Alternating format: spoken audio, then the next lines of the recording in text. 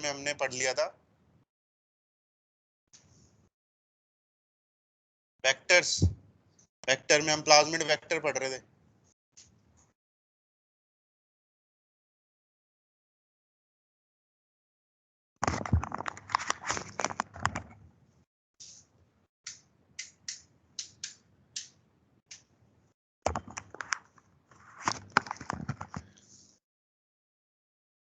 तो हमने पढ़े यहाँ पर वेक्टर, पीबीआर वेक्टर पढ़ लिया एक, ठीक है। हम पढ़ रहे हैं vectors which are used in bacterial biotech.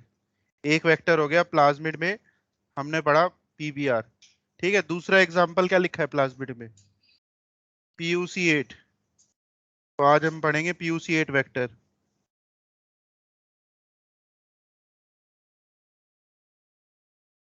तो पीबीआर का क्या ड्रॉबैक या डिसएडवांटेज था? इसमें सेलेक्ट करना क्या था? डिफिकल्ट था। आपको दो प्लेट्स बनानी पड़ रही थी ना, जिससे टाइम कंज्यूमिंग था ये। इसको लेस टाइम कंज्यूमिंग बनाने के लिए इस प्रोसेस को बनाया गया एक और सिंथेटिक वेक्टर, PuC8। P का मतलब है प्लाज्मिड, UC का मतलब है यूनिवर्सिटी ऑफ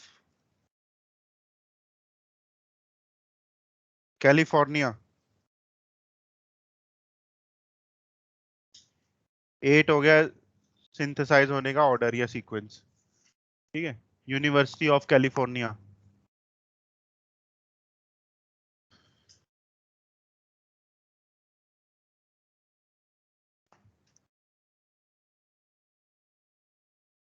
तो ये भी अगेन सिंथेटिक प्लाज्मिड वेक्टर है, ये लैब में सिंथेसाइज किया गया, ठीक है। इस वेक्टर में एक डाल दिया ओरिजिन ऑफ रेप्लिकेशन, ओरी साइट। एक है यहाँ पर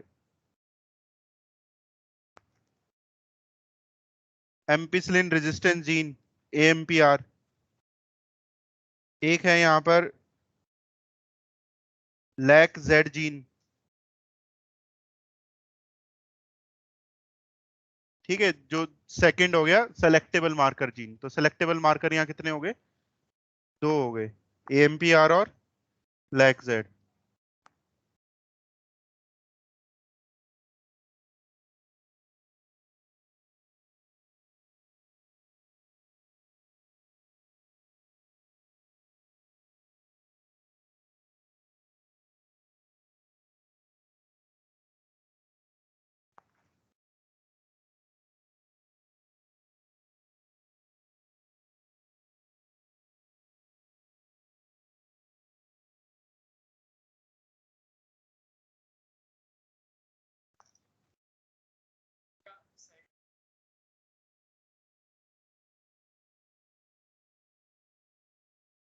पानी पानी गरम लाई।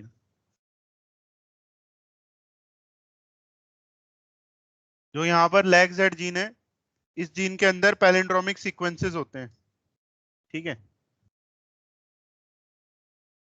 तो ये होगी रिकॉग्निशन साइट्स। तो रिकॉग्निशन साइट्स याद करने की जरूरत नहीं है कौन कौन सी होती है, वो बहुत सारे अलग अलग होते हैं। तो यहाँ पर आप लिख लो मल्टीपल रिकॉग्निशन साइट्स, जैसे आपके पैकेज में उसके नेम भी दे रखे होंगे, उससे क्वेश्चन नहीं आते हैं। तो बहुत सारे अलग अलग पैलिंड्रोमिक सीक्वेंस होंगे यहाँ पर लैक्जेड जीन के अंदर, जो अलग अलग रिस्ट्रिक्शन एंजाइम के लिए है। क्लियर है यहाँ तक? AMPR में कोई यहाँ पर सीक्वेंस नहीं है।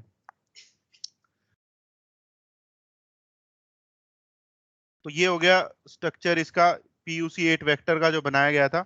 इसका जो साइज है, इसका साइज भी छोटा होता है इन कंपैरिजन टू PBR। इसका साइज है 2.75 KB। और दूसरा, इसका कॉपी नंबर भी ज्यादा होता है, 500 to 700 copy number. Copy number का मीनिंग क्या होता है?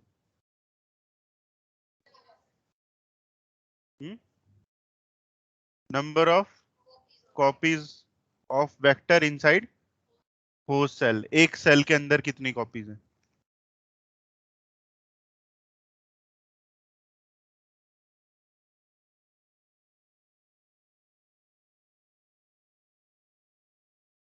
selection of recombinant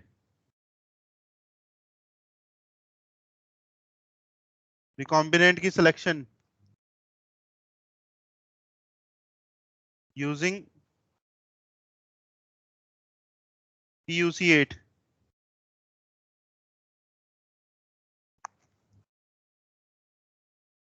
PUC8 vector को यूज करते हुए कैसे हम रिकॉम्बिनेंट को सेलेक्ट कर सकते हैं। ठीक है, तो मुझे ये बताओ कि अगर इस वेक्टर में आपने कोई फॉरेन जीन इंसर्ट करना है, ठीक है, कोई फॉरेन जीन आपने इंसर्ट किया, तो कौन सा जीन यहां पर इंसर्जनल इनएक्टिवेट हो जाएगा? हम रिस्ट्रिक्शन साइट्स पे ही कट करवाएंगे ना एंजाइम से, तो यहां पर वो कट करेगा लैक जेड जीन के विद इन, और यहां पर फॉरेन डीएनए आ जाएगा, तो लैक जेड जीन क्या हो जाएगा? इनएक्टिवेट हो जाएगा।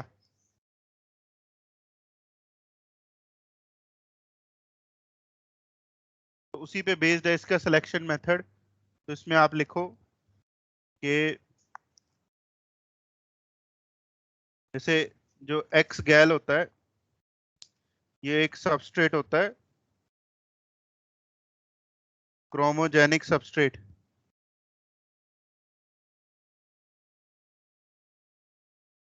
किसका सबस्ट्रेट है ये? बीटा गैलेक्टोसाइडेज एंजाइम का, बीटा गैलेक्टोसाइडेज। और बीटा गैलेक्टोसाइडेज इस एक्स गैल को ब्लू कलर्ड प्रोडक्ट में कन्वर्ट करता है, ब्लू कलर के प्रोडक्ट में। कौन सा जीन बीटा गैलेक्टोसाइडेज को कोड करता है?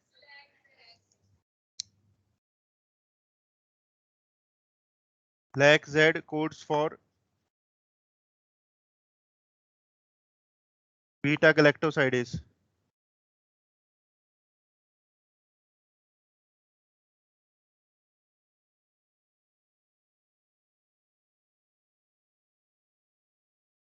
in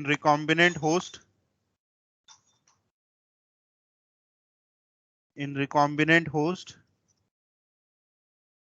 insertional inactivation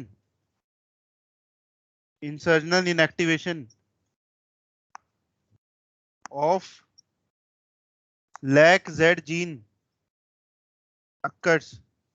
recombinant host में क्या होगा? जो लैक जेड जीन है वो इनएक्टिवेट हो जाएगा।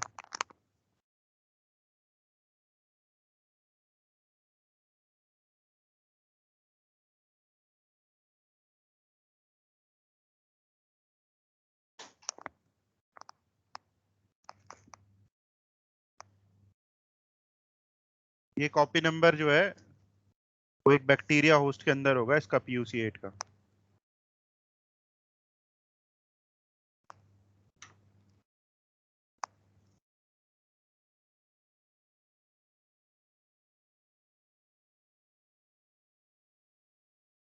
ठीक है, तो रिकॉम्बिनेंट में क्या हो रहा है? कौन सा gene inactivate? Lac Z gene. तो रिकॉम्बिनेंट का जो वेक्टर रहेगा वो ऐसा रहेगा कुछ, जैसे उसमें ओरी हो गया, उसमें AMPR हो गया, लेकिन जो लैक जेड जीन था उसके बीच में क्या आ जाएगा? उसके बीच में आ गया यहाँ पर फॉरेन जीन, तो जिस वजह से वो हो गया इनएक्टिवेट लैक जेड। यहाँ आ गया फॉरेन जीन, ये हो गया RDNA।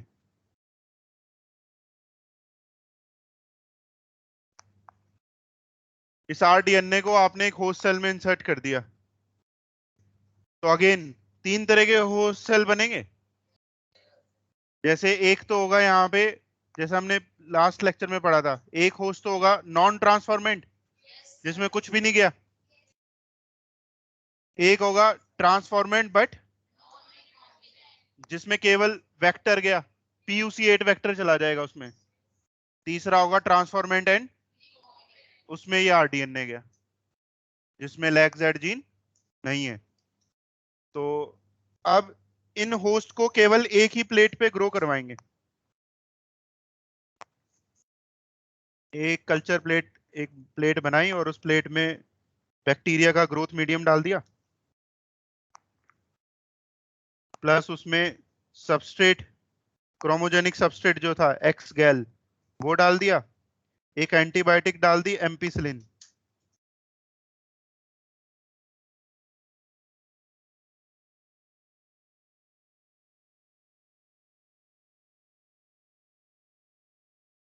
ठीक है, तो मुझे बताओ एम्पिसिलिन की प्रेजेंस में कौन सा होस्ट सेल मर जाएगा? कौन सा होस्ट, सबसे पहले वाला कौन सा था? नॉन ट्रांसफॉर्मेंट, जिसमें कुछ भी नहीं गया, उसमें तो एंटीबायोटिक रेजिस्टेंस होगी ही नहीं, वो मर जाएगा, नॉन ट्रांसफॉर्मेंट। फिर एक्स गैल को बीटा गैलेक्टोसाइडेज किस में कन्वर्ट करेगा? Blue colour product. तो जिन बैक्टीरिया में ये एंजाइम होगा वो कॉलोनीज ब्लू कलर की दिखेंगी, क्योंकि उसमें एक्स गैल कन्वर्ट हो गया ब्लू कलर प्रोडक्ट में। और जिन बैक्टीरिया में ये एंजाइम नहीं होगा वो कॉलोनीज व्हाइट दिखेंगी। तो दो तरह की कॉलोनी यहां पर दिख रही है, एक ब्लू कॉलोनी और दूसरी है व्हाइट कॉलोनी।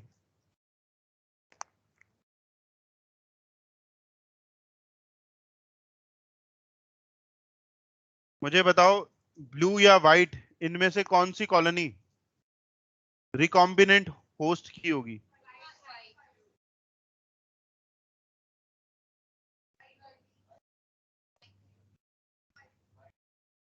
चलो ठीक है, व्हाइट होगी। क्यों होगी व्हाइट? उसमें लैक जेड नहीं है, तो उसमें एंजाइम नहीं होगा। अगर एंजाइम नहीं है तो एक्स गैल को ब्लू कलर में कन्वर्ट नहीं कर पाएगा, तो उसका कलर कैसा रह जाएगा? व्हाइट रह जाएगा। ये कॉलोनी जो है इट इज ऑफ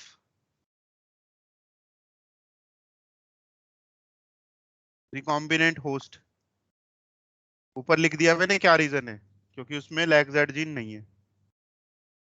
और ब्लू कॉलोनी कौन से होस्ट की होगी?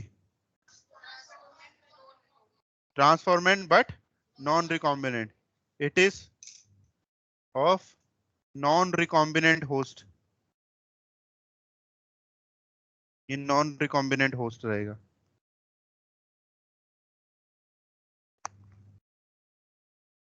तो एक ही कॉलोनी से दोनों सेपरेट हो गए, कौन सा रिकॉम्बिनेंट कौन सा नॉन रिकॉम्बिनेंट? तो काम आसान हो गया ना, रिजल्ट जल्दी आ जाएंगे इसमें। तो जो पीयूसी 8 का ड्रॉबैक था वो इसने ओवरकम कर दिया। आ गया ये समझ में?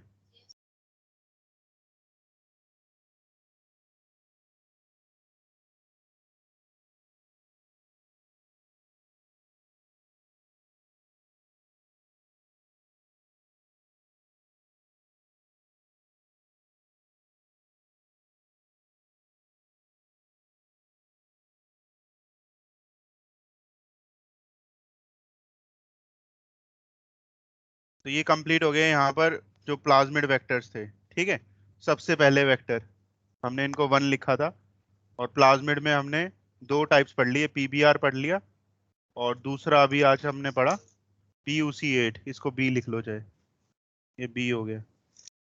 ठीक है, PUC8।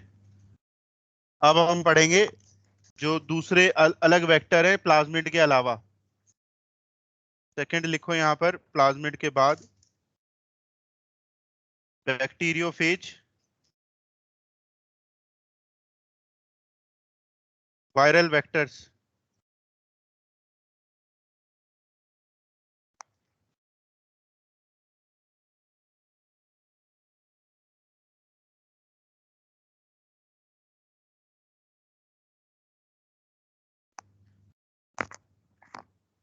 Bacteriophage viral vectors.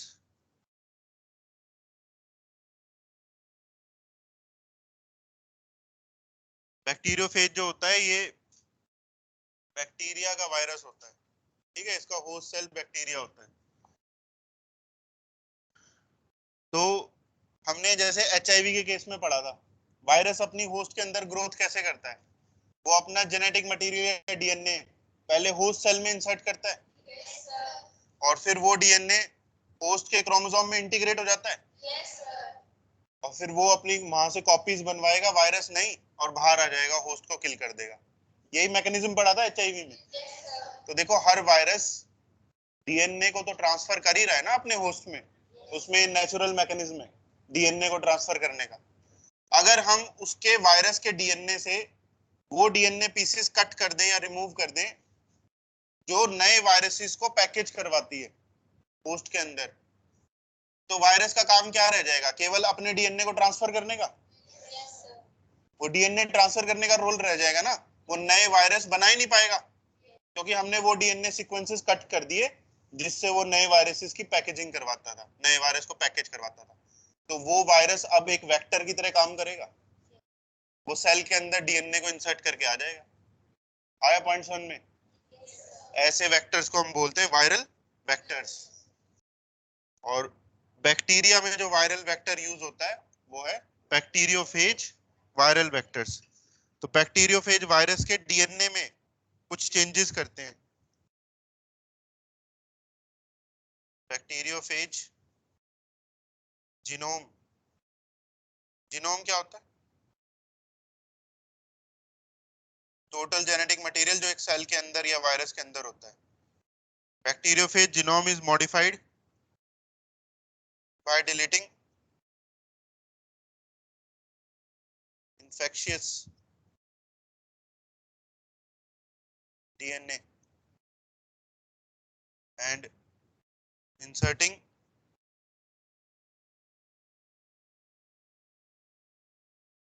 desired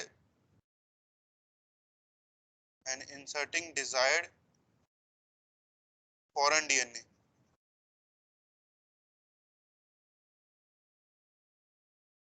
bacteriophage के जीनोम को मॉडिफाई किया है, में डिलीट कर दिया वो DNA जो उस वायरस को इन्फेक्शियस बना रहा है, मतलब जो नए वायरसेस की फॉर्मेशन करवाएगा, और उसकी बजाय हमने इंसर्ट क्या कर दिया?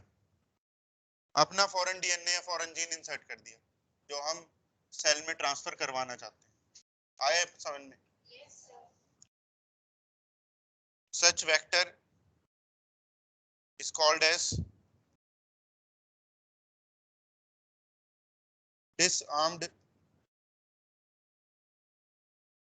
disarmed pathogen.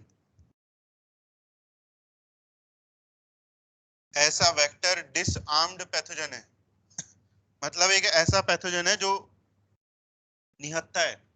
निहत्था मतलब डिसआर्म्ड, उसकी हमने पावर छीन ली, इन्फेक्शियस उसको बनाने की जो भी थी, नए वायरस बनाने की पावर हमने छीन ली, बस उसमें वो एबिलिटी रहने दी जिससे वो DNA को ट्रांसफर करता है। तो अब वो वेक्टर बन चुका है डिसआर्म्ड पैथोजन।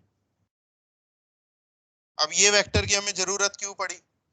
हम तो प्लाज्मिड से काम चला रहे थे ना, इसकी जरूरत क्यों पड़ी?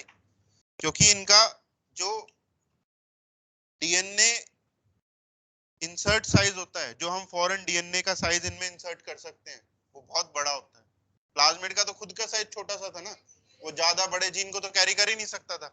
लेकिन अगर हमें ज्यादा बड़े जीन इंसर्ट करवाने हैं तो दूसरे वेक्टर का यूज करना पड़ेगा, जैसे ये वायरल वेक्टर।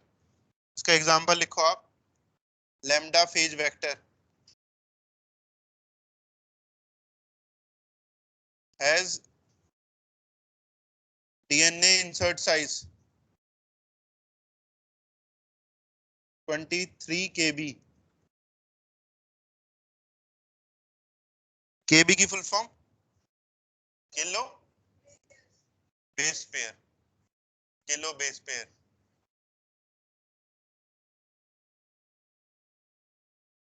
DNA की लेंथ ही हम पूछ रहे हैं ना, kilo base pair. PBR vector का साइज कितना था?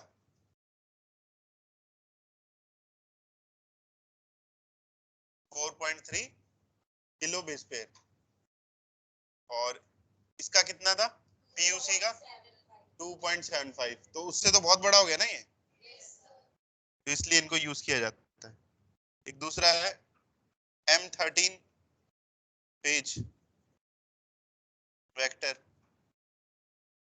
Has DNA insert size 1 to 4 KB। तो इसे भी आप यूज कर सकते हो। दो तरह के बैक्टीरियोफेज ही है, ये दो तरह के, इनको मॉडिफाई किया गया है to use as vector.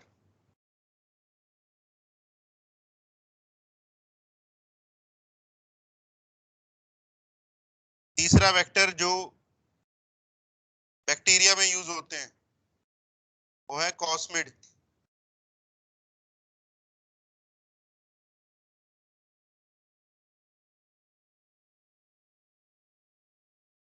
Cosmid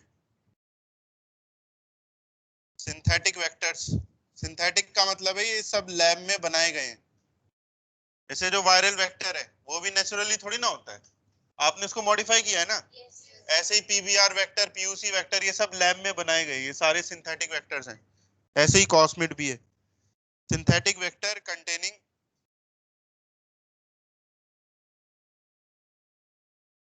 cos site. Cos site होता है cohesive sequence, cohesive cut ends containing cos sites from lambda phage genome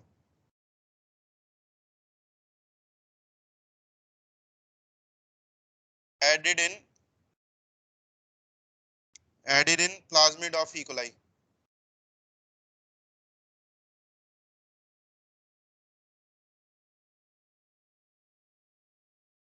added in plasmid of E. coli।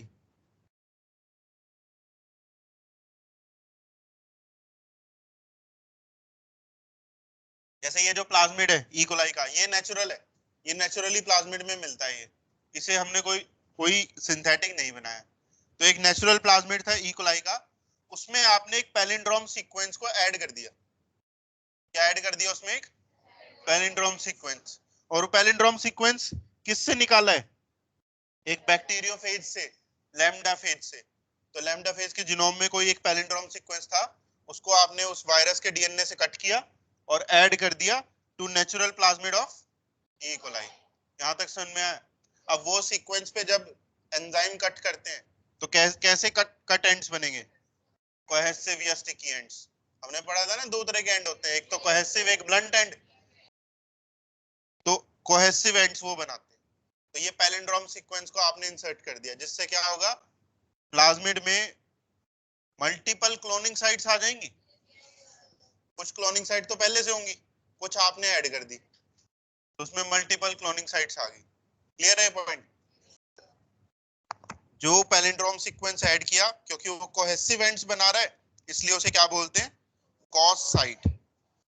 तो कॉस साइट प्लस प्लाज्मिड, वहां से इसका name आ गया cosmid. इसमें DNA insert size काफी बड़ा होता है। इंसर्ट साइज जो है इसका वो है 45 KB।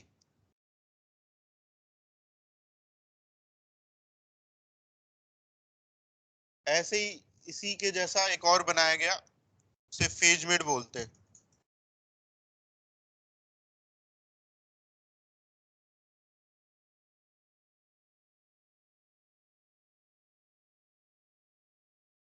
cos site of M13 phage added to plasmid of E. coli। तो यहां से cos site जो है वो एक दूसरे वायरल वायरस से निकाल ली, M13 फेज से, और उसको प्लाज्मिड में डाल दिया, तो बन गया फेजमिड। इसका भी जो इंसर्ट साइज है वो 45 KB होता है।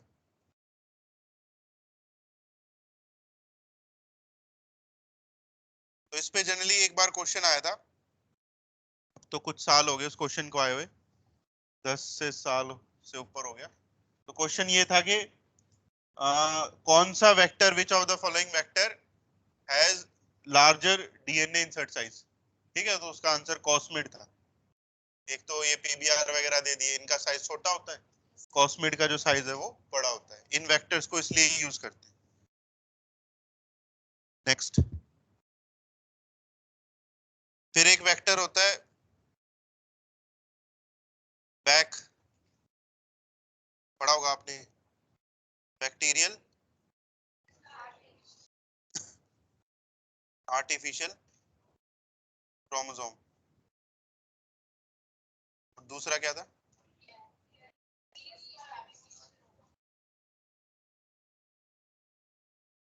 Yeast artificial chromosome. किसके लिए बनाए गए थे? ह्यूमन जीनोम प्रोजेक्ट के लिए।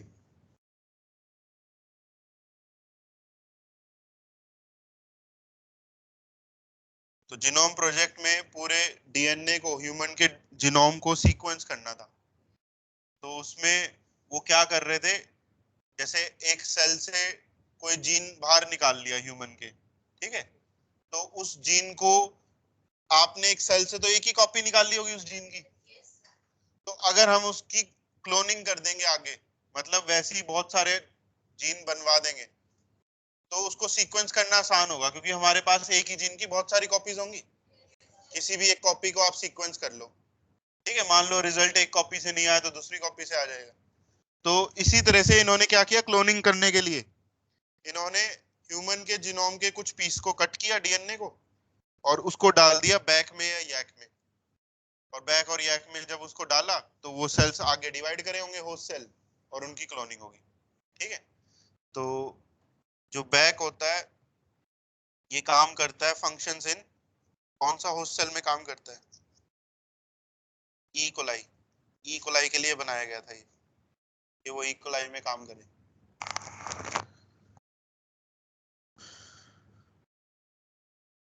इसमें इंसर्ट साइज जो होता है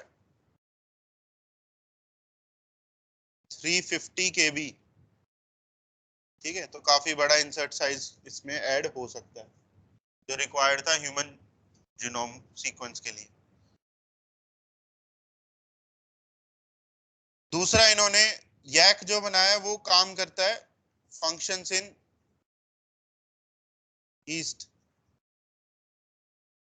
सैक्रोमाइसिस।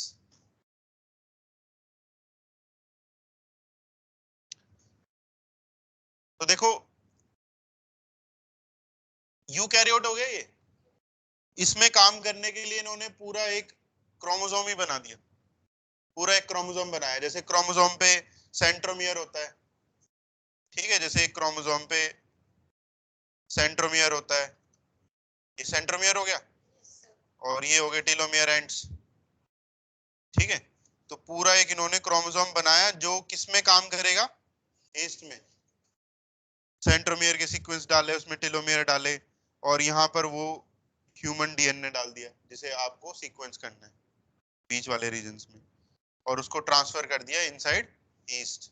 तो ईस्ट में वो क्रोमोसोम आगे रेप्लिकेट होता रहेगा, जैसे जैसे ईस्ट डिवाइड करेगा तो उसकी क्लोनिंग होगी।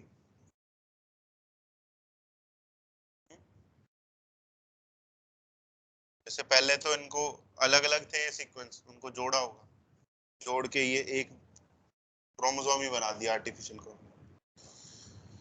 इसमें आप लिखो contain telomere and centromere sequences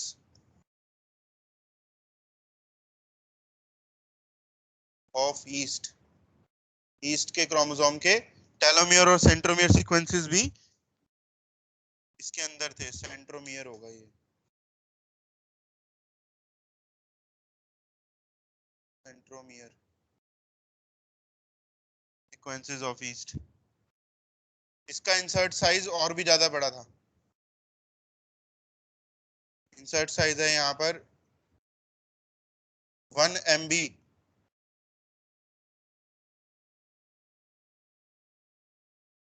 ये क्या होगा? मेगाबाइट। 1 मेगा बेस पेयर, ये हो जाएगा 10⁶ बेस पेयर्स।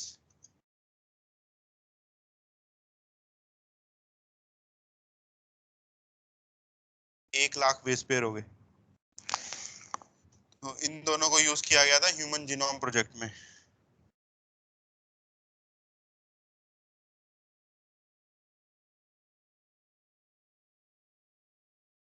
यैक में मैंने ये बताया कि ईस्ट में काम करने के लिए पूरा एक आर्टिफिशियल क्रोमोसोम सिंथेसाइज किया गया था। क्रोमोसोम में सेंट्रोमियर भी था, टेलोमियर भी था, जो सब नेचुरली ईस्ट के क्रोमोसोम्स में मिलता है। ठीक है, और इसके अंदर फिर हम डाल सकेंगे जो ह्यूमन जीनोम का वो पोर्शन जिसे आपको सीक्वेंस करना है। कितना हम डाल सकते हैं? 1 मेगा बेस पेयर। तो ये जो क्रोमोसोम है आर्टिफिशियली जो बनाया गया है, ये देन काम करेगा ईस्ट के अंदर ओनली। ठीक है, तो ये कंप्लीट हो गया यहाँ पर vectors which are used in bacterial biotechnology. Bacteria को अगर आपको ट्रांसफॉर्म करना है तो इनमें से आप किसी को भी यूज कर सकते हो। ईस्ट वाला तो चलो मैंने एचजीपी के साथ था इसलिए पढ़ा दिया, तो वो बैक्टीरिया के लिए नहीं होगा ना ईस्ट। ये यैक वाला जो है ये तो केवल ईस्ट के लिए होगा। नेक्स्ट, अदर एक लिखो, अदर वेक्टर्स।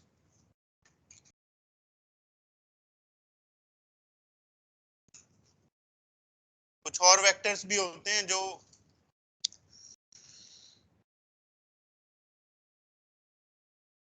यहाँ पर है। एक वेक्टर लिखो ट्रांसपोजोन्स,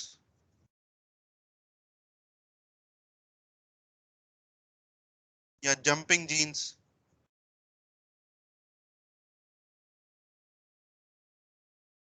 या mobile genetic elements.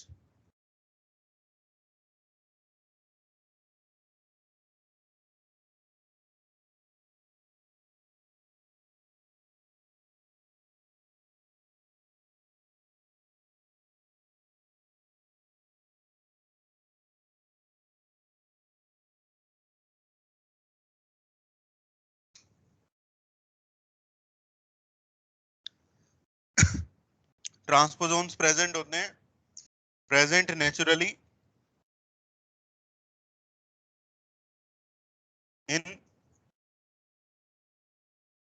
Plant and animal genome.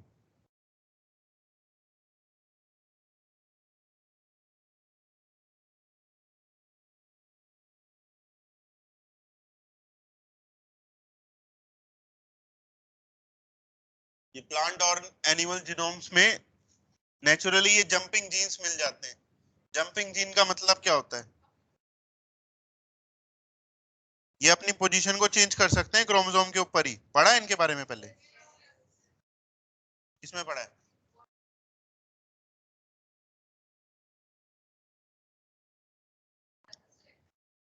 इसका भी रोल आया था? चलो अच्छी बात है। तो जो जंपिंग जीन्स हैं, जैसे मान लो एक क्रोमोसोम पे एक टाइम पे मान लो इस पोजीशन पे है जीन, ठीक है, इस पर्टिकुलर पोजीशन पे, ये अपनी पोजीशन को चेंज करके कुछ टाइम बाद किसी दूसरी पोजीशन पे भी आ सकता है। क्रोमोसोम की लेंथ के ऊपर ही अपनी पोजीशन क्या करता रहता है?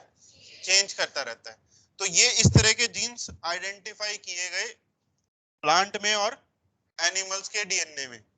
ठीक है, यूकैरियोट्स में होते हैं, ये प्रोकैरियोट्स में नहीं होते। तो इन्हें बोला गया जंपिंग जीन्स, क्योंकि ये जंप कर रहे हैं, अपनी पोजीशन चेंज कर रहे हैं। मोबाइल जेनेटिक एलिमेंट्स, ऐसे जेनेटिक एलिमेंट या डीएनए के पीसेस हैं जो मोबाइल होते हैं, जो मूव करते हैं। मूव करने वाले को ही ट्रांसपोजोन्स बोला, ट्रांसपोर्ट होते रहते हैं।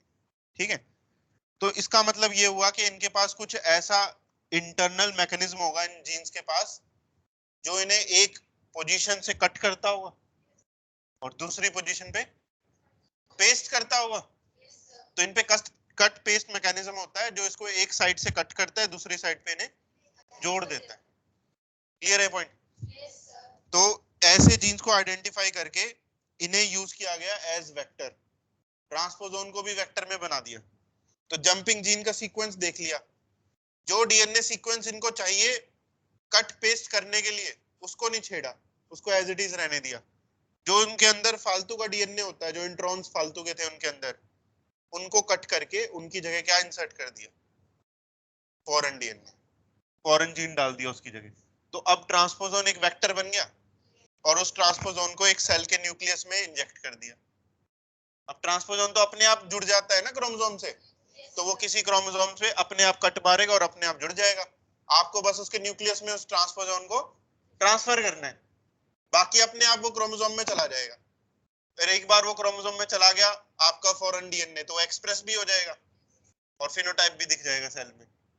आया समझ में? मैं बता रहा हूँ, इसमें आप लिखो these genes move from one side to other side over chromosome. Chromosome की लेंथ के ऊपर ये एक साइड से दूसरी साइड पे मूव करते रहते हैं। Foreign DNA is inserted, foreign DNA को इंसर्ट कर दिया इनसाइड ट्रांसपोजोन, ट्रांसपोजोन के अंदर ही आपने अपना फॉरेन डीएनए डाल दिया। अब वो ट्रांसपोजोन मॉडिफाई हो गया, foreign DNA is inserted inside transposon and such modified transposons, और उसको कहां रिलीज कर देंगे? सेल में। Such modified transposons are released in cell nucleus. उनको प्लांट या एनिमल सेल के न्यूक्लियस में आपने इंजेक्ट कर दिया या रिलीज कर दिया। फिर ट्रांसपोजोन अपना काम करेगा, वो क्रोमोसोम्स पे जाके इंटीग्रेट हो जाएगा, जुड़ जाएगा, और जो उसमें आपने अपना फॉरेन डीएनए डाला था वो एक्सप्रेस हो जाएगा। नॉर्मली ट्रांसपोजोन में ऐसा डीएनए होता है जो इंट्रॉन्स होता है। क्या होता है? इंट्रॉन्स एक्सप्रेस होते हैं? नहीं होते। उन वो यूजलेस डीएनए होते हैं, बस ऐसे ही जंप कर रहे होते हैं, इसलिए कोई फर्क भी नहीं पड़ रहा होता उनके जंप होने से क्रोमोसोम को। ठीक है, क्योंकि उनका कोई एसेंशियल फंक्शन नहीं होता। लेकिन अगर आपने उसमें फॉरेन डीएनए डाल दिया, वो तो एक्सप्रेस होगा ना, और वो फिनोटाइप भी दिखाएगा अपना सेल पे। तो इन्हें आप प्लांट या एनिमल्स में एज वेक्टर यूज कर सकते हो। ठीक है, अगर कोई और वेक्टर से काम ना चल रहा हो तब इन्हें यूज कर लेते हैं। तो डिपेंड करेगा कैसा ट्रांसपोजोन है। ठीक है, वेरी करेगा। इंट्रॉन्स कई बार बहुत बड़े भी होते हैं। एक्सॉन तो थोड़ा सा भी पोर्शन होता है डीएनए का, जीनोम का। सारा जीनोम तो इंट्रॉन्स ही होता है हमारा, ज्यादातर तो इंट्रॉन ही होते हैं ना। उनका साइज काफी बड़ा भी हो सकता है। इसमें आप लिखो यहाँ पर एक एग्जांपल लिखो ट्रांसपोजोन का, रेट्रो ट्रांसपोजोन। एक ट्रांसपोजोन होते हैं जिन्हें बोलते हैं रेट्रो ट्रांसपोजोन्स।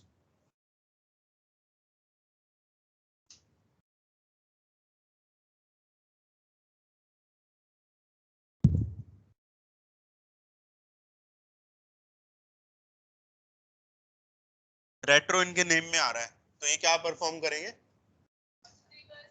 ये रिवर्स ट्रांसक्रिप्शन करने वाले ट्रांसपोजोन होते हैं। तो मतलब ये आरएनए मॉलिक्यूल्स होंगे, ये सिंगल स्ट्रैंडेड आरएनए मॉलिक्यूल्स होते हैं, न्यूक्लियस के अंदर ही फ्लो कर रहे होते हैं। और ये क्या करेगा? आरएनए ये रिवर्स ट्रांसक्रिप्शन करेगा, तो क्या बन जाएगा? वो डबल स्ट्रैंडेड डीएनए। वो डीएनए बन गया। डीएनए बनने के बाद वो जुड़ जाएगा क्रोमोसोम के अंदर, जुड़ गया क्रोमोसोम में, और एक किसी एक पोजीशन पे जुड़ेगा। फिर कुछ टाइम बाद वो क्या करेगा? वो वहां से आरएनए बन के अलग हो जाएगा, वो एक्सप्रेस करेगा वो डीएनए और नया आरएनए बन जाएगा। वो रेट्रो ट्रांसपोजन दोबारा से आरएनए बन गया, फिर वो दोबारा से डबल स्ट्रैंडेड डीएनए बनाएगा और किसी दूसरे क्रोमोसोम पे जुड़ जाएगा। इस तरह से ये न्यूक्लियस के अंदर ही घूमते रहते हैं, एक क्रोमोसोम से दूसरे क्रोमोसोम पे रिवर्स ट्रांसक्रिप्शन करते रहते हैं। ऐसे भी कुछ ट्रांसपोजोन्स होते हैं, उन्हें बोलते हैं रेट्रो ट्रांसपोजोन्स। इसमें लिखो single stranded RNA molecules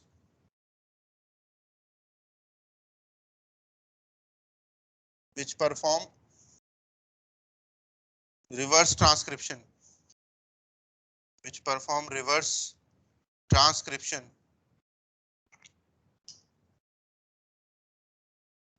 inside nucleus, और न्यूक्लियस के अंदर ही वो अपनी रिवर्स ट्रांसक्रिप्शन करते हैं, डीएनए बनता है, डीएनए क्रोमोसोम में एंटर हो जाता है। इस तरह से वो अपना काम करते रहते हैं। तो ऐसे ट्रांसपोजोन्स को भी हम एज वेक्टर यूज कर सकते हैं, लेकिन हमें जो फॉरेन जीन डालना है उसकी आरएनए कॉपी डालनी पड़ेगी, क्योंकि ये रेट्रो ट्रांसपोजोन है। तो फॉरेन जीन की हम आरएनए कॉपी बना देते हैं, और वो जब आगे रिवर्स ट्रांसक्रिप्शन करेगा तो हमारा फॉरेन डीएनए बन जाएगा ना सेल के अंदर ही, और वो देन क्रोमोसोम में चला जाएगा। ठीक है, तो इस तरह से भी इन रेट्रो ट्रांसपोजोन्स को भी यूज किया गया है बायोटेक में। दूसरा है यहाँ पर अदर वेक्टर में shuttle vector.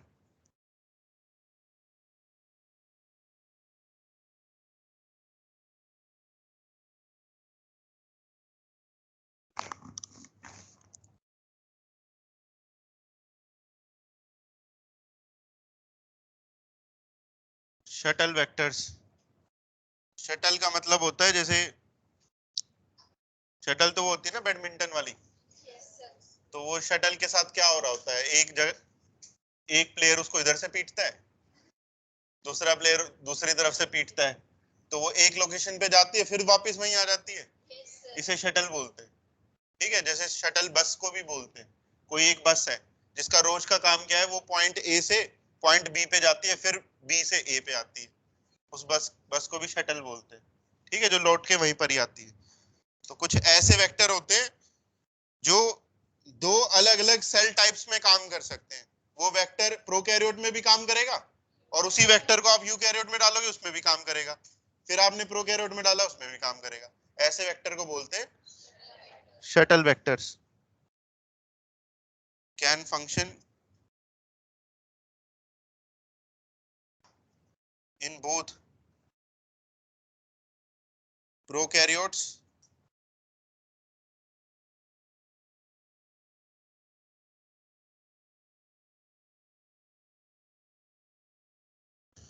And eukaryotes.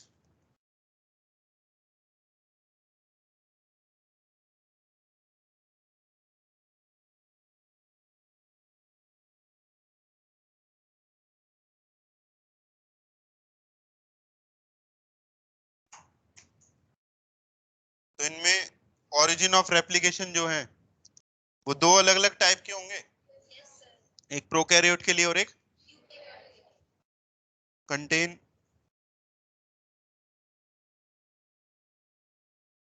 To ori and two selectable marker gene. Selectable marker gene भी दो अलग अलग टाइप के होंगे। जैसे मान लो आपने selectable marker gene antibiotic resistant gene choose किया है, क्या वो जीन यूकैरियोट्स में काम करेगा? क्योंकि यूकैरियोट्स तो एंटीबायोटिक को रिस्पॉन्ड ही नहीं करते, वो तो प्रोकैरियोट्स करते हैं ना। तो दो अलग अलग सेलेक्टेबल मार्कर जीन यहाँ यूज करने पड़ेंगे। तो ऐसे वेक्टर को शटल वेक्टर कहते हैं। इसका एग्जांपल है yup, YEP, east एपिसोमल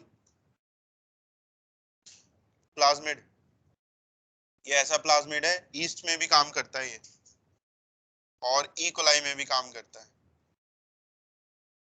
for east and E coli दोनों में काम करेगा ये, ईस्ट एपिसोमल प्लाज्मिड। एक एग्जांपल तो इसका ये हो गया। दूसरा एग्जांपल है इसका TI प्लाज्मिड। ये TI प्लाज्मिड काम करता है for plant cell and bacteria. Plant cell में भी कुछ प्लाज्मिड काम करते हैं, और वो प्लाज्मिड है TI प्लाज्मिड। ठीक है, और बैक्टीरिया, तो ये भी एक टाइप का शटल वेक्टर हो गया। तो आगे हम नेक्स्ट टॉपिक पढ़ेंगे ये TI प्लाज्मिड कि ये प्लांट्स में कैसे काम करते हैं। इसे नोट डाउन करो यहाँ तक।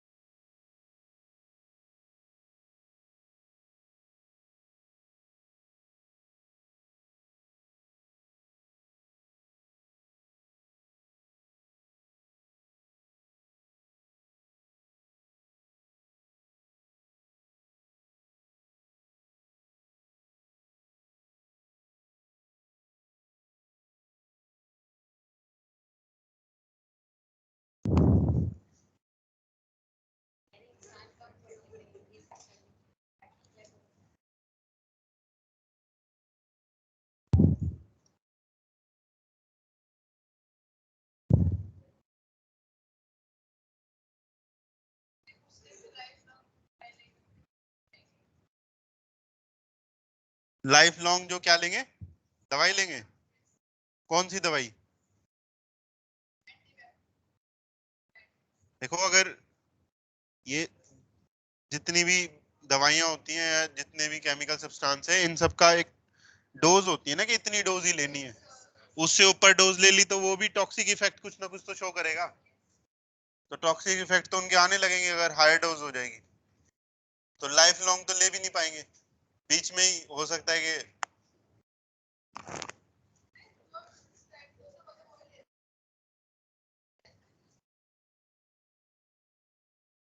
तुम्हें यहाँ पर सिलेक्शन करनी है।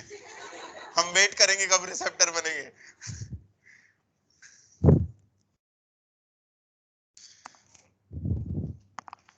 आगे अगला टॉपिक है vectors for plant cells.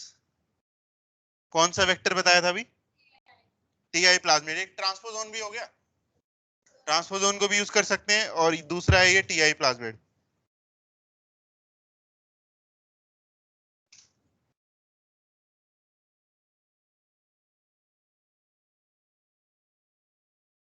Tumour inducing plasmid.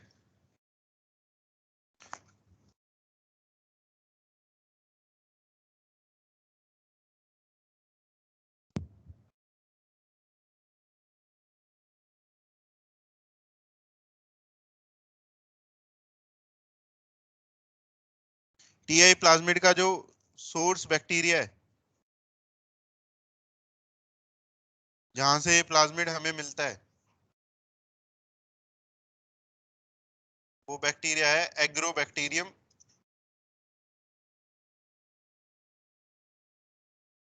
ट्यूमेफेशियंस।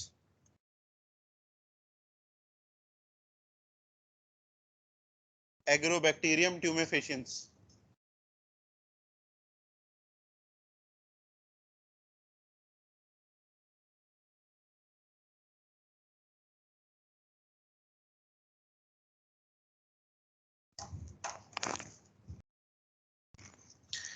ये बैक्टीरिया सॉइल में पाया जाता है। सॉइल बैक्टीरियम, सॉइल में मिलता है बैक्टीरिया, मिट्टी में। और वहां से ये प्लांट की स्टेम्स को डैमेज करता है। ठीक है, कौन से plant? Dicot plant. Infects stem of dicot plant to cause crown gall. और बीमारी जो कॉज करता है प्लांट में, उसे क्राउन गॉल कहते हैं।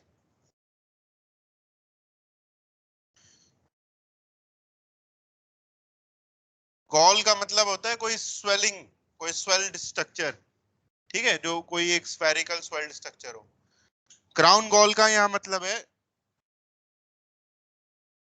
जैसे स्टेम है प्लांट की, स्टेम के ऊपर क्या देखा जाता है कि एक ऐसे स्वेलिंग आ गई, प्लांट की स्टेम के ऊपर स्वेलिंग आ गई। ये जो स्वेलिंग आई है, इसी को बोलते हैं क्राउन गॉल। और ये क्राउन गॉल क्या होता है? ये ट्यूमर हो जाता है स्टेम में, ट्यूमर इन स्टेम। तो स्टेम के सेल्स क्या हो जाएंगे? रैपिडली डिवाइड करने लगेंगे।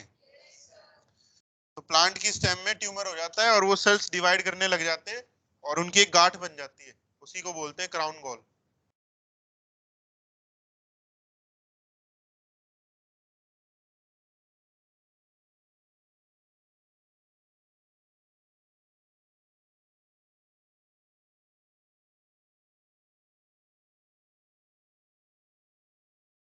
ये समझ में आ गया क्राउन गॉल क्या है? अब आपको पता है ट्यूमर या कैंसर, वो तो डीएनए में म्यूटेशन की वजह से होता है। हमने कुछ जीन्स भी पढ़े थे, जिनमें म्यूटेशन होती है तो ट्यूमर या कैंसर हो जाता है। तो इसका मतलब अगर ये बैक्टीरिया प्लांट में ट्यूमर कर रहा है, तो प्लांट के डीएनए को ये म्यूटेट कर रहा होगा।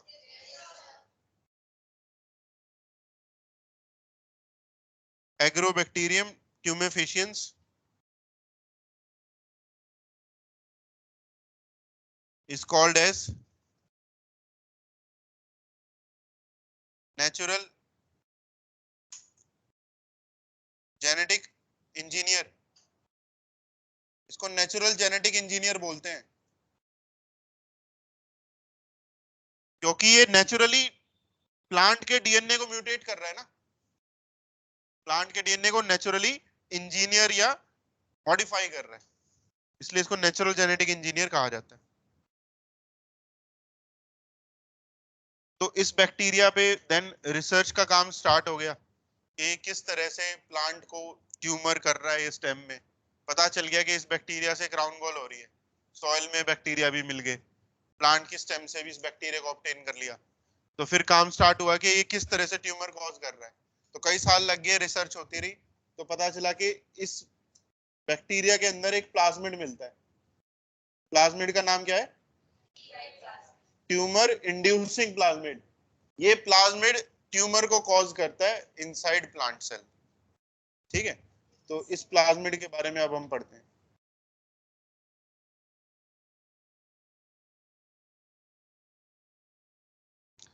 TI plasmid.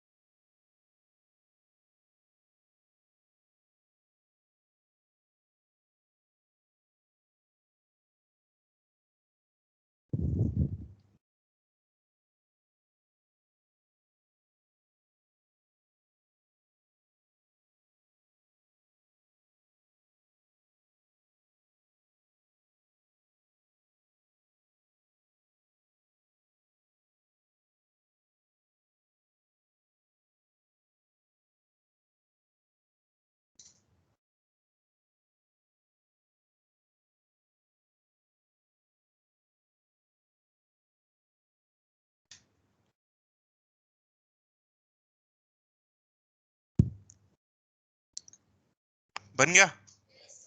तो ये टीआई प्लाज्मिड का स्ट्रक्चर है। स्ट्रक्चर में एक ओरी साइट है, एक विरजीन है, एक टीडीएनए। टीडीएनए के राइट और लेफ्ट साइड में बॉर्डर सीक्वेंस है, और एक है ओपाइन कैटाबोलिज्म जीन। ठीक है, तो ये अलग अलग सीक्वेंसेस हैं। तो हम यहाँ पर पढ़ते हैं सबसे पहले टीडीएनए का रोल।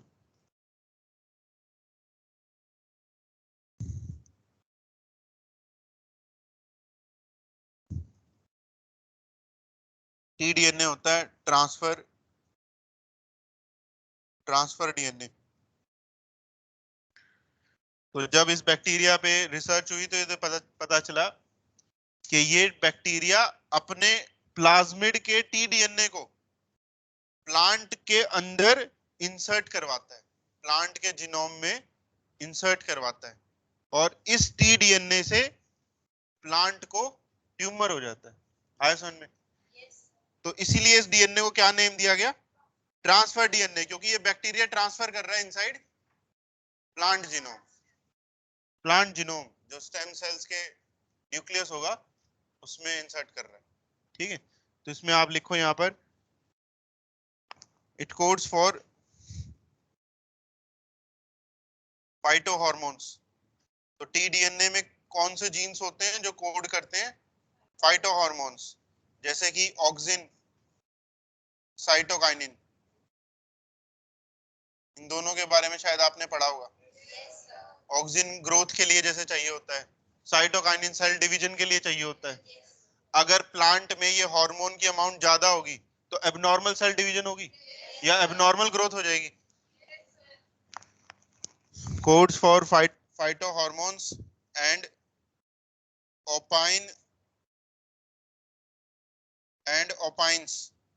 ओपाइंस को भी कोड करता है। ओपाइंस क्या होते हैं? Carbon and nitrogen source.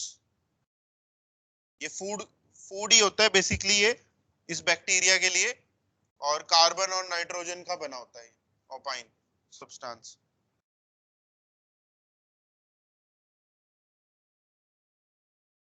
Bacteria के लिए तो इसमें आप लिखो बैक्टीरिया इंसर्ट्स टीडीएनए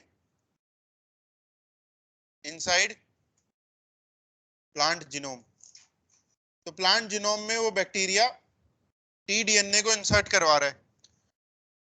अब टीडीएनए प्लांट के अंदर फाइटो हॉर्मोन्स की अमाउंट इंक्रीज करेगा, जिससे सेल एबनॉर्मली डिवाइड करेंगे प्लांट स्टेम सेल्स। दूसरा काम उन सेल्स में क्या होगा, ये ओपाइंस बनने लगेंगे। प्लांट सेल खुद ये ओपाइन बनाएगा, और इस ओपाइन को कौन खाएगा? वो बैक्टीरिया खाएगा जो स्टेम के अंदर बैठा हुआ है। तो वो बैक्टीरिया सेल के अंदर चले जाता है। ये बैक्टीरिया एंडोपैरासाइट है, ये प्लांट सेल्स के अंदर चला जाएगा और सेल्स के अंदर वो अपना टीआई प्लाज्मिड से टीडीएनए को ट्रांसफर करवाएगा। और फिर क्या होगा, वो टीडीएनए सेल्स की बहुत ज्यादा ग्रोथ कराएगा। जितने ज्यादा स्टेम सेल होंगे उतना ज्यादा बैक्टीरिया भी ग्रो करेगा और उतना ही ज्यादा उसे ओपाइन मिलेगा खाने को। तो फिर ये क्या करेगा बैक्टीरिया का ओपाइन कैटाबोलिज्म जीन, ये ऐसे एंजाइम्स बनवाएगा जो ओपाइन का क्या करेंगे, ब्रेक डाउन करेंगे। ये ओपाइन कैटाबोलिज्म जीन ऐसे एंजाइम्स को सिंथेसाइज करवाएगा जो ओपाइन की ब्रेक डाउन करे, जिससे बैक्टीरिया जो प्लांट से ओपाइन उसे मिल रहे हैं उसे डाइजेस्ट कर जाएगा।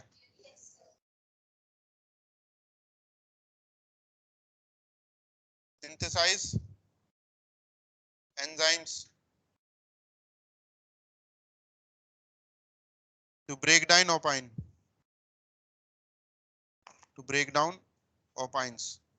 तो ओपाइंस बनवाए उसने प्लांट सेल से, और वो यूज वो खुद करेगा। ठीक है, उससे न्यूट्रिएंट्स को गेन करेगा।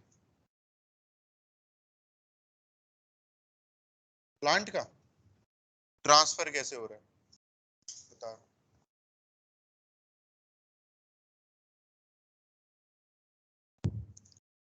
तीसरा है यहाँ पे विरजिन।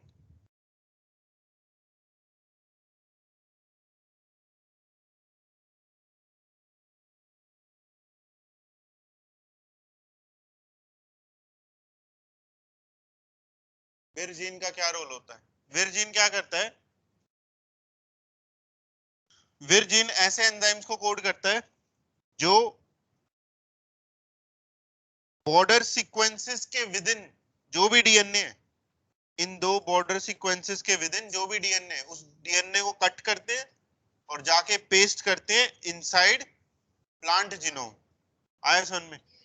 तो विरजिन वो एंजाइम्स को कोड कर रहा है जो यहाँ से टीडीएनए को कट करेंगे और प्लांट के क्रोमोसोम पे जाके भी कट करेंगे कहीं पर, और उसमें टीडीएनए को पेस्ट कर देंगे। आया समझ में? विरजिन काम कैसे करते हैं? विरजिन काम करते हैं इन बॉर्डर सीक्वेंसेस पे। बॉर्डर सीक्वेंस के अंदर जो भी डीएनए होगा उसको ट्रांसफर करते हैं।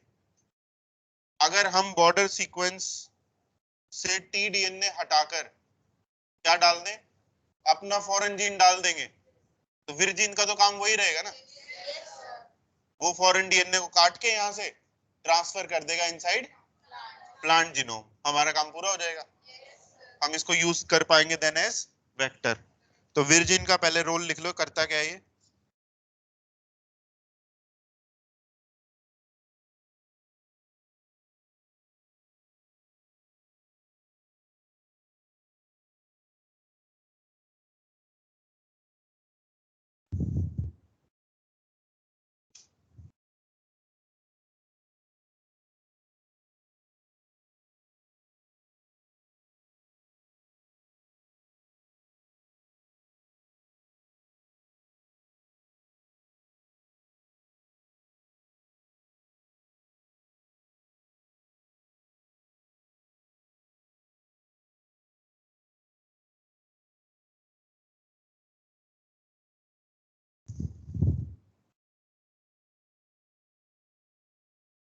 synthesize enzymes which cut DNA within border sequences and paste it inside plant genome.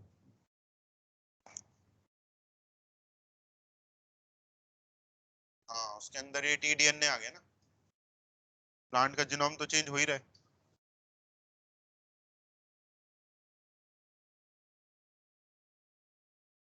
Her case में हो रहा है। तो देखो बायोटेक्नोलॉजी क्या है, बायोटेक्नोलॉजी एक डायरेक्टेड म्यूटेशन है। हम खुद से डायरेक्ट कर रहे हैं कि ये म्यूटेशन होनी चाहिए, ये जीन जाना चाहिए। बायोटेक्नोलॉजी से म्यूटेशन ही तो कर रहे हैं। जेनेटिक इंजीनियरिंग क्या है, मॉडिफिकेशन ऑफ किसी भी सेल का जीनोम। मॉडिफिकेशन में क्या होगा, म्यूटेशन करवाएंगे हम, कुछ जीन्स को डिलीट करेंगे, कुछ को ऐड करेंगे। जो जीन ऐड हुआ है tDNA, वो फाइटो हार्मोन्स को कोड कर रहे हैं। जैसे हमने क्या पढ़ा था, जो जो वो होता है प्रोटो ओंकोजीन, वो नॉर्मल ग्रोथ को कोड करता है, सेलुलर ओंकोजीन एबनॉर्मल ग्रोथ को। अगर ये फाइटो हार्मोन्स जरूरत से ज्यादा होंगे तो एबनॉर्मल ग्रोथ हो जाएगी। अब समझते हैं इसको बायोटेक में यूज करना है तो क्या करेंगे। For use in biotech,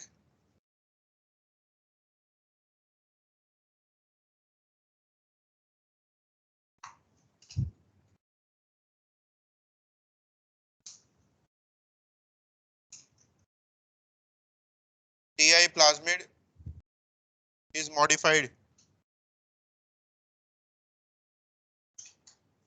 by replacing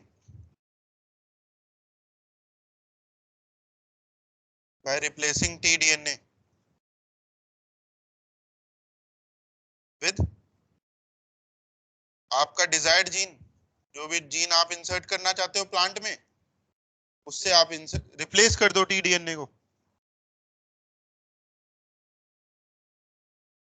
पहले तो आपने TI प्लाज्मिड को या मॉडिफाई कर दिया, अब इस TI प्लाज्मिड को हम इंसर्ट करेंगे एग्रोबैक्टीरियम के अंदर, ठीक है। सच TI plasmid is inserted inside agrobacterium tumefaciens। Agrobacterium में आपने उसके इंसर्ट कर दिया।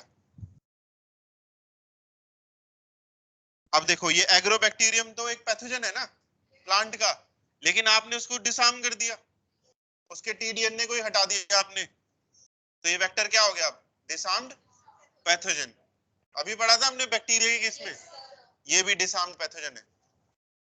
इसमें मैंने आपको डीएनए तक बता दिया कौन सा डीएनए कट हो रहा है, tDNA। नेक्स्ट, उसके बाद क्या करेंगे, टिश्यू कल्चर करेंगे। पढ़ लिया टिश्यू कल्चर? क्या करते हैं टिश्यू कल्चर में?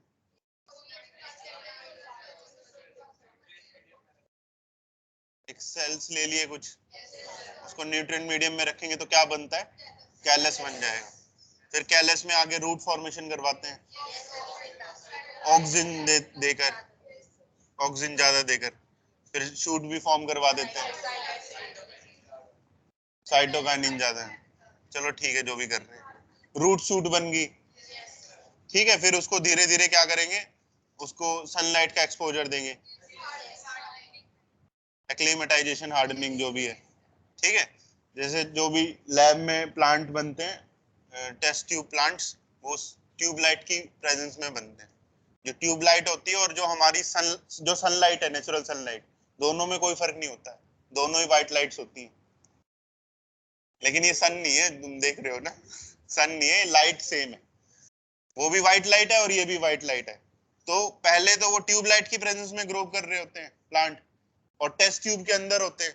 उन्होंने तो मिट्टी भी नहीं देखी, ना पानी देखा उन्होंने, ना सनलाइट देखी, ना हवा देखा। इन सब से उसको एक्सपोज कराना है, तो इन सब का धीरे धीरे एक्सपोजर देते हैं। दिन में 24 घंटे, 24 घंटे में से 1 घंटा उसको सनलाइट दिखा दी। फिर धीरे धीरे जैसे वो बड़ा होगा, उसका मीडियम चेंज करके उसको सॉइल का एक्सपोजर देंगे, उसको फिर पानी का एक्सपोजर देंगे, ठीक है। हो सकता है स्टार्टिंग में कुछ प्लांट मर जाए, कुछ ग्रो करें, जो ग्रो करेंगे उनको सिलेक्ट करेंगे, फिर आगे उनको धीरे धीरे एक्लेमेटाइजर वो पूरे हो जाएंगे तो फील्ड्स में ले जाएंगे, खेतों में ले जाएंगे, और वहां पर जाके उसको पूरा प्लांट ग्रो हो जाए। जो प्लांट ग्रो हुआ उस पे जब फ्रूट्स आएंगे तो उनसे सीड मिलेंगे और वो सीड होगा फिर नेक्स्ट जनरेशन के लिए। ठीक है, तो जो आपने यहाँ पर बायोटेक्नोलॉजीज के थ्रू मॉडिफाइड प्लांट बनाने हैं वो टिश्यू कल्चर टेक्निक से बनेंगे। कैसे बनेंगे उसके स्टेप्स हम देख लेते हैं। Plant cells are cultured with Agrobacterium tumefaciens in test tube.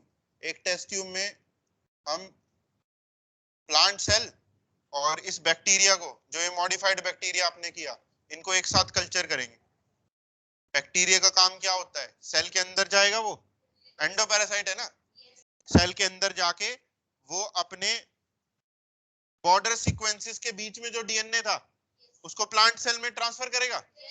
लेकिन हमने तो उसमें डिजायर्ड जीन अपना डाल रखा है, वो डीएनए चला जाएगा प्लांट के अंदर और वो प्लांट सेल मॉडिफाई हो जाएगा।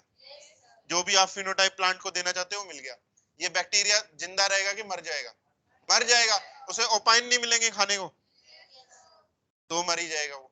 ठीक है, तो plant cells are cultured with agrobacterium in test tube and grown using tissue culture technique. और टिश्यू कल्चर टेक्निक से उन्हें हम ग्रो कराएंगे।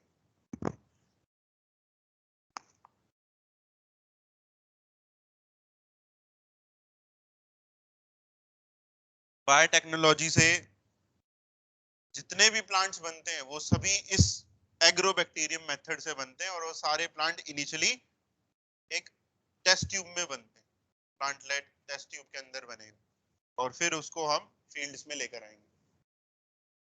जो नेक्स्ट जनरेशन के सीड्स आएंगे उन सीड्स को फिर मार्केट में बेचा जाता है। ठीक है, एज बायोटेक एनहेंस्ड सीड्स।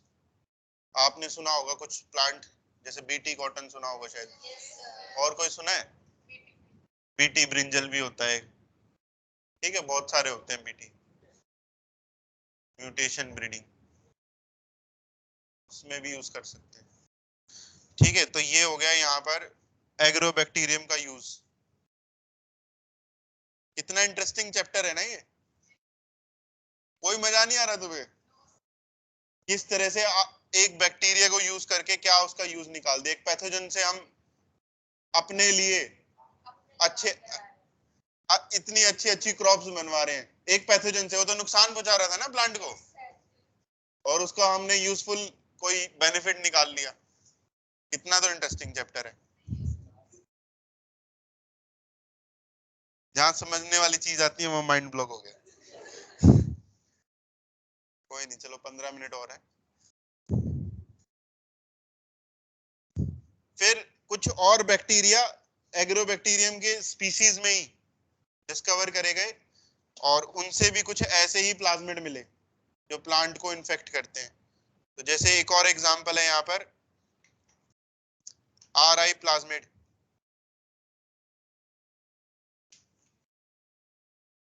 इसको रूट इंड्यूसिंग प्लाज्मिड कहते हैं क्योंकि ये रूट्स को इन्फेक्ट करता है प्लांट की। ऑब्टेन्ड फ्रॉम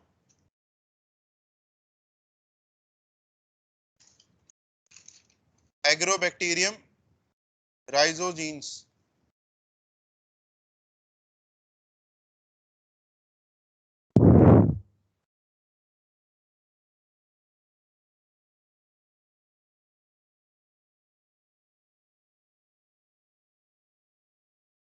लेकिन इसे कम यूज किया जाता है क्योंकि जो ट्यूमेफेशियंस बैक्टीरिया है उस पे रिसर्च बहुत पहले स्टार्ट हुआ था 1970s से ही। ठीक है, इस पे रिसर्च काम स्टार्ट हो गया था। इस बैक्टीरिया को ह्यूमंस ने इतना मॉडिफाई कर दिया है कि ये नेचुरली तो डाइकॉट प्लांट की स्टेम को इन्फेक्ट करता था। इसको इतना मॉडिफाई हम कर चुके हैं कि ये अब मोनोकॉट को भी इन्फेक्ट कर सकता है। तो हम मोनोकॉट प्लांट सेल्स में भी मॉडिफिकेशन करवा सकते हैं इस बैक्टीरिया से। ठीक है, जो कि नेचुरली कभी डाइकॉट को किया करता था। नेक्स्ट एक तीसरा लिखो वेक्टर, प्लांट वायरल वेक्टर्स। जैसे हमने बैक्टीरियल वायरल पढ़े थे, सेम उसी तरह plant viral vectors.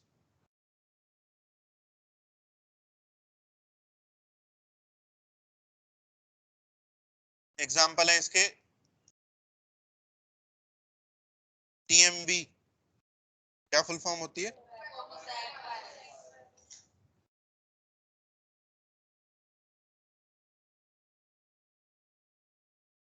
TMV viral vector.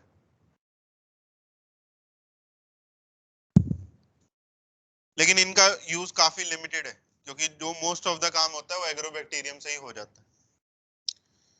ठीक है, तो ये हो गए vectors which are used in plant biotechnology.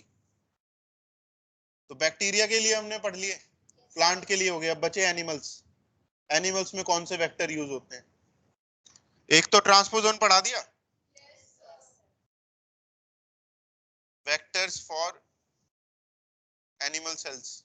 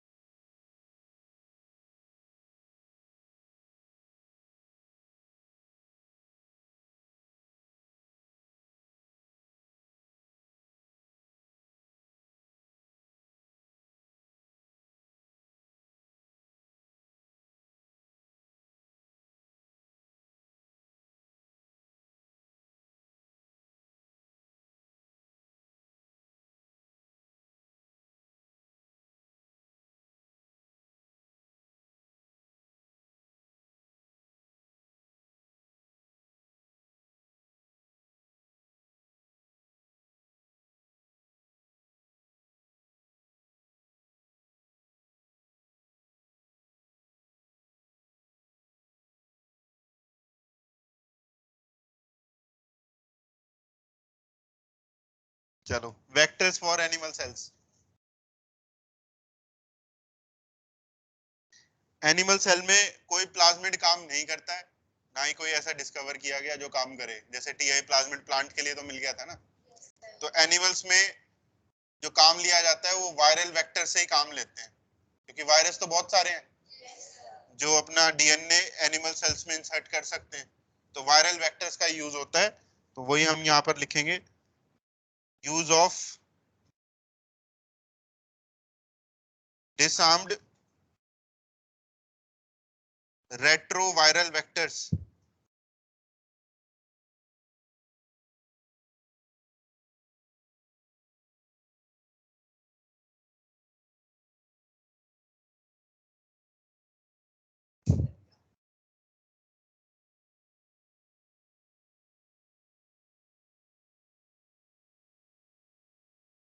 वो तो कुछ और ही है ना।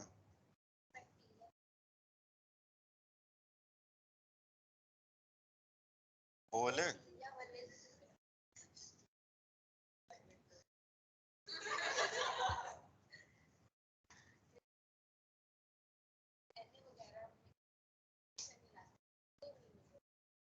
एनिमल्स के लिए, जैसे एनिमल सेल में या कोई प्लाज्मिड काम नहीं करता है।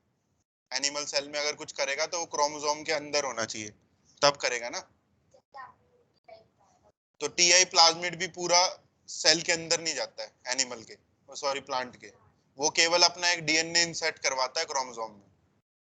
प्लाज्मिड तो नहीं काम कर रहा, लेकिन वो प्लाज्मिड ऐसा है जो अपना डीएनए इंसर्ट करवाएगा। एनिमल्स में तो ऐसा कोई प्लाज्मिड भी नहीं मिला बैक्टीरिया का जो अपना डीएनए इंसर्ट करवा दे। तो यहाँ यूज होगा डिसआर्म्ड रेट्रोवायरल वेक्टर्स का। इसके मतलब एग्जांपल है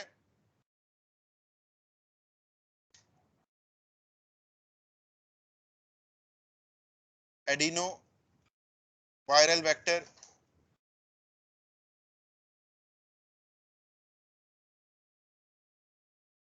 SV40 वेक्टर। SV40 है सीमियन वायरस।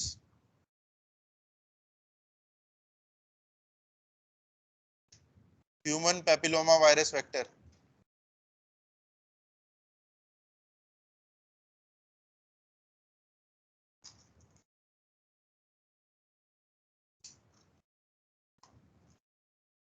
ये सभी रेट्रोवायरल वेक्टर हैं। तो रेट्रोवायरस को क्यों यूज कर रहे हैं?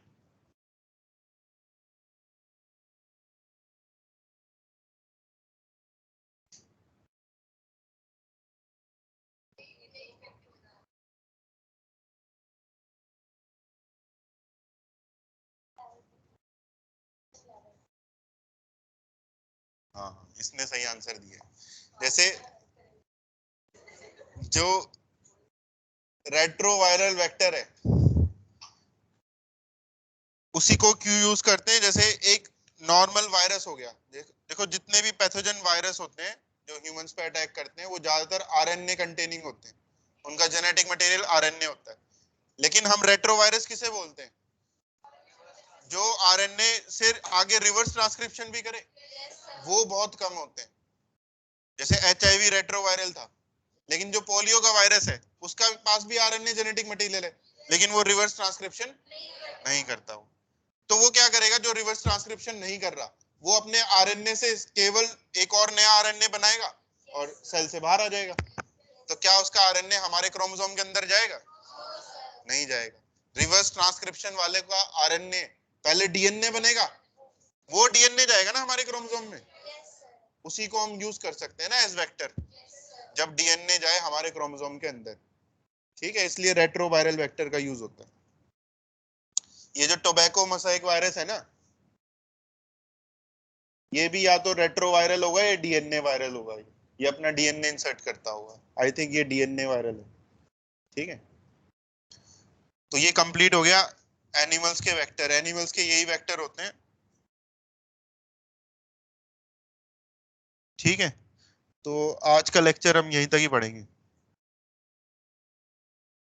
किसका यूज क्या होगा? जैसे कोई एनिमल, कोई एक माउस है, ठीक है, उसमें आपको कोई मॉडिफिकेशन लेकर आना है, कोई मंकी है उसमें कोई मॉडिफिकेशन लेकर आना है। ह्यूमंस के अंदर मॉडिफिकेशन नहीं कर सकते, अलाउड नहीं है किसी भी कंट्री में। जो नेक्स्ट चैप्टर आएगा ना वो है एप्लीकेशंस ऑफ बायोटेक्नोलॉजी। तो उसमें प्लांट बायोटेक्नोलॉजी के एप्लीकेशन, बैक्टीरिया, एनिमल बायोटेक्नोलॉजी की भी एप्लीकेशन पढ़ाऊंगा। तो उस चैप्टर में आएगा कि क्या यूज होता है इन सब का। रेट्रो है, रेट्रो। हाँ, वो सब पढ़ाएंगे ना, नेक्स्ट चैप्टर में आएगा वो। अगले चैप्टर में एप्लीकेशन है, इस चैप्टर में बस ये समझो कि बायोटेक से करते क्या है, कैसे करते हैं। अगले चैप्टर में आएगा कि क्या क्या बेनिफिट है।